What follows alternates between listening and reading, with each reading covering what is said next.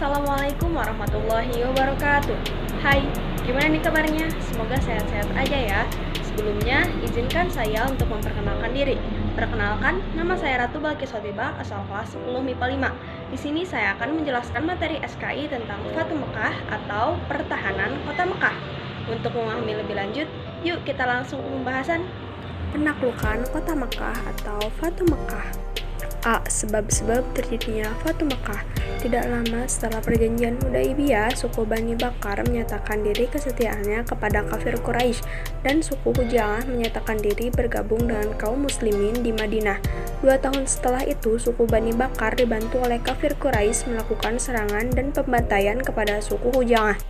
Selang beberapa waktu, Rasulullah SAW mengirimkan utusan kepada kaum kafir Quraisy dengan membawa misi perdamaian dan mengajarkan beberapa usulan sebagai berikut. 1. Orang kafir Quraisy harus menghentikan persekutuan dengan Bani Bakar. 2. Orang Quraisy harus mengganti kerugian atas jatuhnya korban dari suku Huja'ah.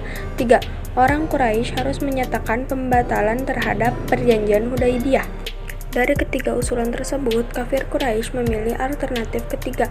Kenyataan ini membuat tidak ada pilihan lain bagi Rasulullah SAW selain mempersiapkan pasukannya untuk melawan kafir Quraisy. Untuk itu, Rasulullah SAW menyiapkan pasukan paling besar sepanjang sejarah, yaitu sebanyak 10.000 pasukan. B. Faktor-faktor keberhasilan Fatu Mekah. Dalam proses Fatu Mekah, Rasulullah SAW melakukan suatu tindakan yang amat bijaksana, yaitu memerintahkan kepada para sahabatnya untuk tidak merusak dan mengotori kota Mekah dengan peperangan. Sebelum pasukan kaum muslimin memasuki kota Mekah, Rasulullah SAW memerintahkan untuk membuat kemah di sekitar kota Mekah. Hal ini dimaksudkan untuk menyiapkan segala sesuatu dengan matang. Dalam kesempatan ini, Abu Sufyan mendatangi perkemahan Rasulullah SAW dan menyatakan diri masuk Islam. Ketika itu, di sekeliling Ka'bah ada sekitar 360 buah patung dan berhala. Rasulullah SAW menusuk patung-patung dan berhala itu dengan tongkat atau panah beliau sehingga berjatuhan menjadi berkeping-keping. Pada saat yang sama, beliau membaca Quran surat Al-Isra ayat 81.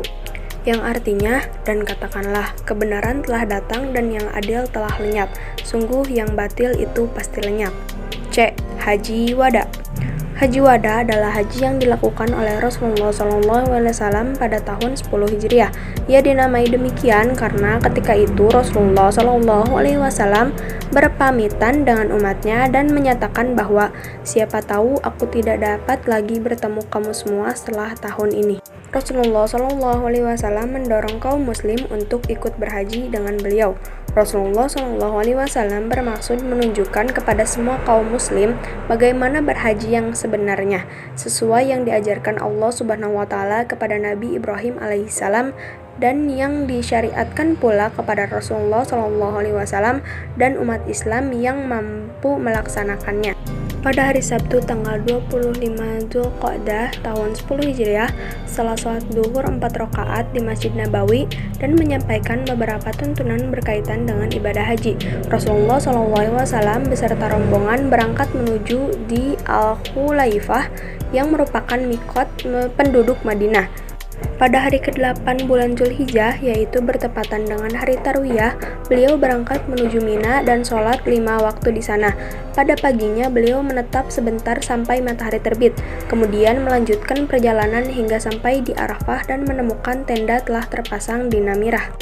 Macam-macam nama Haji Wada.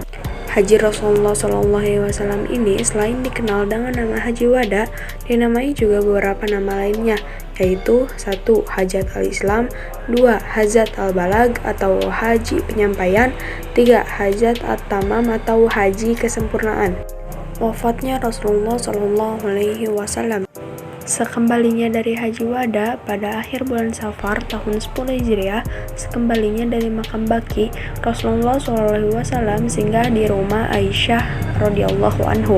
Rasulullah SAW merasakan sakit kepala dan semakin lama semakin sakit, hingga pada hari Senin tanggal 12 Rabiul Awal tahun 11 Hijriah atau bertepatan dengan tanggal 8 Juni 623 Masehi, beliau wafat di rumah Aisyah radhiyallahu anhu.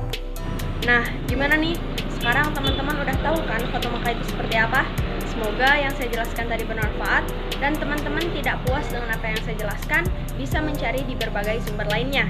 Sekian dari saya, mohon maaf bila ada kesalahan. Wabillahi taufiq wal hidayah. Wassalamualaikum warahmatullahi wabarakatuh.